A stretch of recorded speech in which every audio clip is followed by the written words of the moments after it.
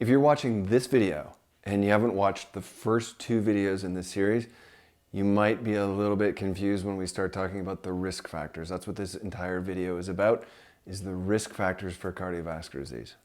Unfortunately, many people think that the risk for cardiovascular disease centers around this cholesterol idea.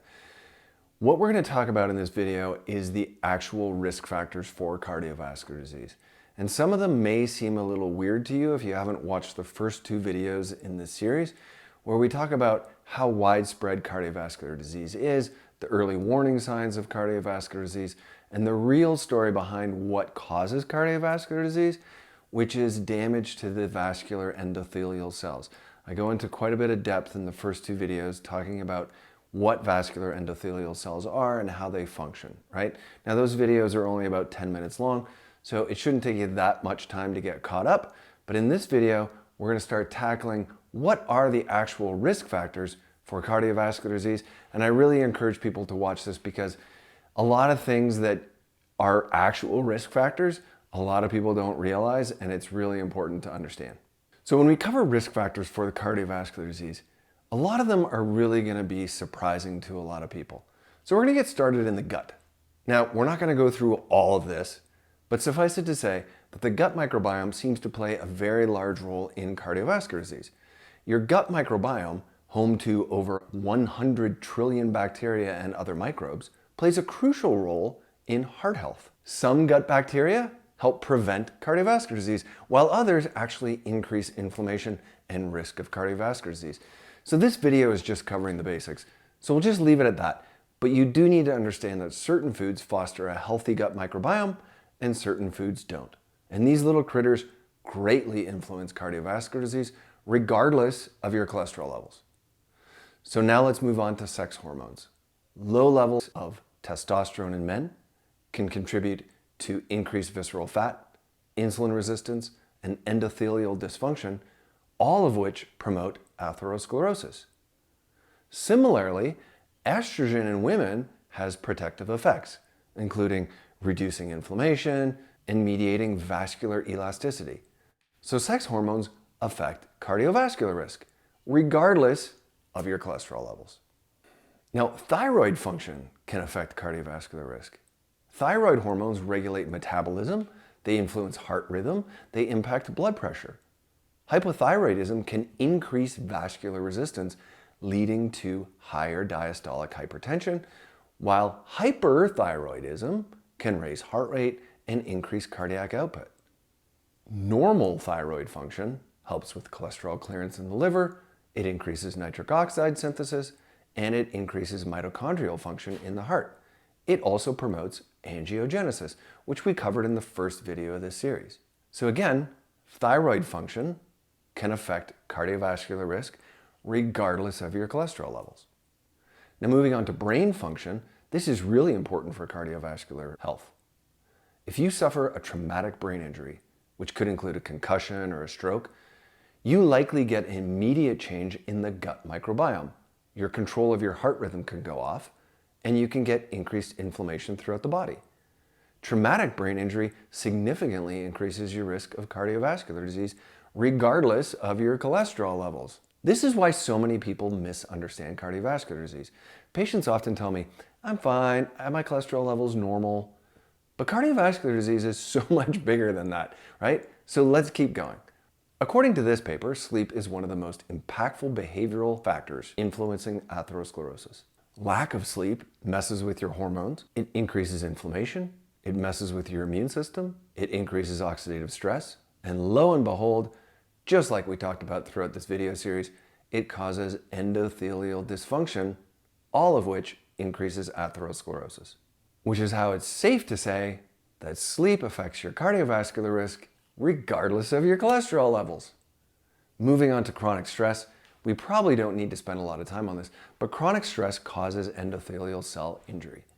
We don't really need to go further into that except to point out one interesting point about loneliness. Loneliness can create stress. A 2016 study found that social isolation significantly increases the risk of cardiovascular disease, with an impact comparable to smoking, heavy alcohol use, or obesity.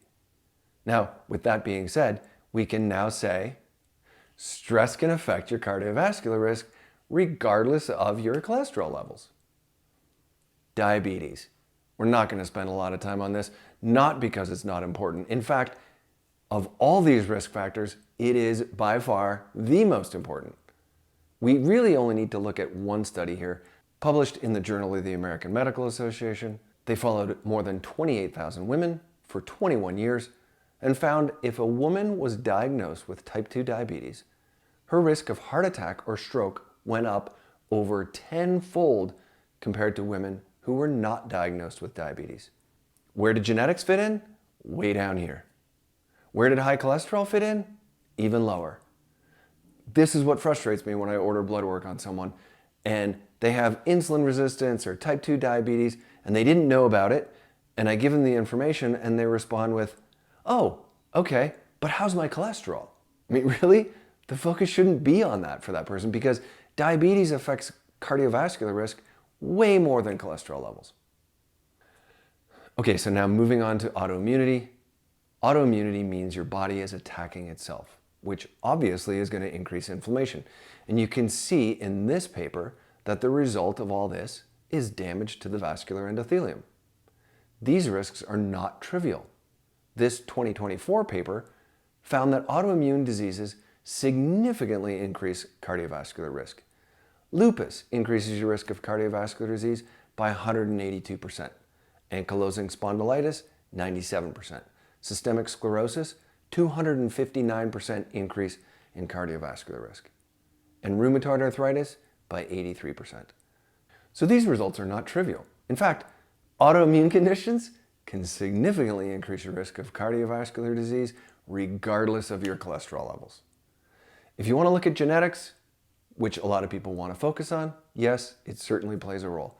The best way to look at genetics is with the Framingham studies. Now, these studies were started in 1948, and they found that if your mother or father died at an early age from cardiovascular disease, you have a modestly increased risk of cardiovascular disease yourself. Certainly not as high as autoimmune risks that we just spoke about, or diabetes, or the other risk factors, but the risks are still there, regardless of your cholesterol levels. Blood pressure. Again, I don't think we need to spend too much time on this. Nobody needs to be told that blood pressure increases your risk of cardiovascular disease. The question is, does endothelial dysfunction lower nitric oxide, which leads to blood pressure problems? Or does high blood pressure damage the endothelial cells? And the answer is both. They create a vicious cycle that worsens cardiovascular disease. And in the end, hypertension damages the vascular endothelial cells regardless of your cholesterol levels. Infections. This is one risk factor that is widely ignored, unfortunately. Some people can do everything right. They eat well, they exercise well, they manage their stress, they manage their sleep, but they still get cardiovascular disease and they can't understand why. Many times it's this, an infection that attacks the vascular endothelial cells. This paper says it quite clearly. Various bacteria and viruses have been shown to have a direct effect on the vascular endothelium, as well as an indirect effect on systemic cytokine release, both of which contribute to accelerated atherosclerosis. In other words, some infections directly attack the endothelial cells, while others trigger widespread inflammation that accelerates cardiovascular disease. Either way, chronic infections can silently increase heart disease risk. Cytomegalovirus, pneumonia, chlamydia, H. pylori, influenza A, hepatitis C, and a frequent contributor includes germs in the mouth, namely Porphyromonas gingivalis. It causes periodontal disease, which can go into the bloodstream and directly attack the vascular endothelial cells. And yes, COVID-19. These are just a few of the pathogens that have been shown to increase cardiovascular risk. Now here's a recent paper outlining the damage that SARS-CoV does. If you've watched this video series, you should understand these terms. This COVID-19 virus causes platelet aggregation, it causes inflammatory chemicals to be released, it causes macrophage activation in the blood vessel wall, it causes endothelial cell dysfunction, it causes oxidative stress, smooth muscle activation, and it creates oxidized LDL. All things that we've talked about in this series, which means that infections can significantly increase cardiovascular disease risk regardless of your cholesterol levels. Adipocytes is a fancy way of saying fat cells. Visceral fat, which is fat around the organs, they release inflammatory chemicals that contribute to endothelial dysfunction and atherosclerosis. This is different than subcutaneous fat, which is fat right under your skin. It may not have the same harmful effects. I don't want to spend too much time on this because I think most people understand that the presence of fat increases the risk of cardiovascular disease, regardless of your cholesterol levels. Okay, so now let's move on to diet. Now, this is an extremely complex and complicated topic, not to mention a sensitive topic for a lot of people. The vegans, the vegetarians, they're gonna have at it with the carnivores and the ketogenic people, right? And then the Mediterranean diet people are gonna chirp in, and then it gets all messy. So I'm gonna make a completely separate video for this some other time. But I do wanna just clarify one point, and that is that saturated fat is not the devil. This paper in 2022 in the European Journal of Cardiology looked at all the studies on saturated fat. And you can see here in the third column here, there was no effect. This study said positive effect of saturated fat, no effect, positive effect, inconclusive, negative. Basically, there's no relationship between saturated fat and cardiovascular disease. And then when we look at saturated fat and cardiovascular disease mortality, again, we see positive, no effect, inconclusive, no effect, positive. And when I say positive, I mean saturated fat has a positive influence on cardiovascular disease, meaning it's helpful for preventing cardiovascular disease mortality. And not one study showing a negative effect of saturated fat on cardiovascular disease mortality. When we look at strokes, here's a huge paper looking at 14 other studies and over 600,000 people. And they found more saturated fat intake results in fewer strokes. Again, I'm gonna make another video about this, but when it comes to diet, I mostly just recommend staying away from ultra-processed foods, trans fats, definitely eating fewer sugars to avoid type 2 diabetes, and a few other basic things. So lastly, let's look at exercise. This is a great study published in the journal Nature, and they say exercise intensity improves vascular endothelial function in a dose-dependent manner. Meaning, the more exercise you do, the better it's gonna be. Now, there is a ceiling to this. Too much exercise increases the risk of cardiac arrhythmias like AFib. And they also say prescription of resistance, in other words, strength training, remains largely ignored despite its tremendous therapeutic potential. And I definitely agree with that. I think strength training is largely ignored.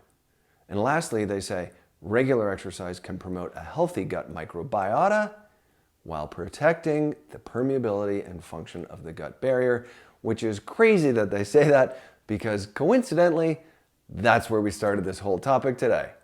So next week, we're gonna wrap up this whole series. It'll be the last one, and we're gonna cover the most critical piece, testing.